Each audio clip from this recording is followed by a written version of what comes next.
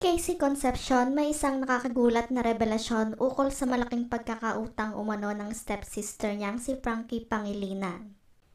Tila nitong mga nakaraang araw lang mainit na pinag-usapan sa buong social media ang pag-unfollow umano ni Casey at Frankie sa isa't isa, na tila nga mayroon naging maliit na tampuhan sa pagitan ng mga ito.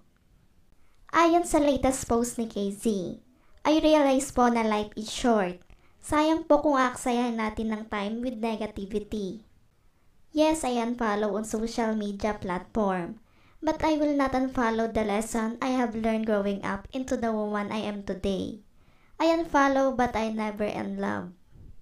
Nagsimula ang lahat ng ito na mapag-usapan ang apat na sulok ng kasobisyan, ang umano'y away na magkapatid kung saan nadamay na umano dito ang nanay niyang si Sharon at stepdad niyang si Kiko. Samantala tuluyan nga nabulgar ito na mag-guest si Casey sa Fast Talk with Boy Abunda. At dito nabanggit ang family problem ni Casey at ang ina nitong si Sharon Cuneta sa bago niyang kinakasamang si Kiko Pangilinan. Ayon kay Casey, I have learned my place in people's lives and out of respect, I will not overplay my part. I am forever grateful to have experienced the love of a father, though the experience of having a stepfather since I was 12 years old.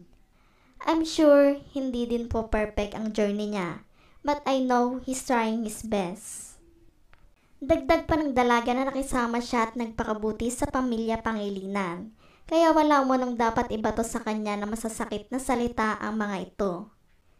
Sa pagkakataon naman na ito ay nanatili namang tahimik si megastar Sharon Cuneta. Ukol sa issue na ito, maging sa pag-i-interview sa kanya sa media ay iwas na iwas siyang sagutin ang mga tinatanong sa kanya. Tila nga daw inaalam pa ni megastar kung ano nga ba ang punot dulo ng lahat ng ito, maging sa pagkakaroon umano ng tampuhan nila Casey at Frankie sa isa't isa. At nais lang naman daw niyang tulungan ang kanyang mga anak sa mga nagiging problema ng mga ito. Sa pagkakaalam pa ng marami na protective mother nga daw si megastar pagdating sa kanyang pamilya. Ngunit hindi nito alam na nagkaroon nga daw ng malaking pagkakautang si Frankie kay Casey. Ayon pa sa balita na winaldas umano ni Frankie sa walang kasaysayan ang perang hiniram nito kay Casey. Kaya gano'n na lamang ang kikinagalit ni Casey kay Frankie dahil wala umanong pinatunguhan ng perang hiniram nito sa kanya.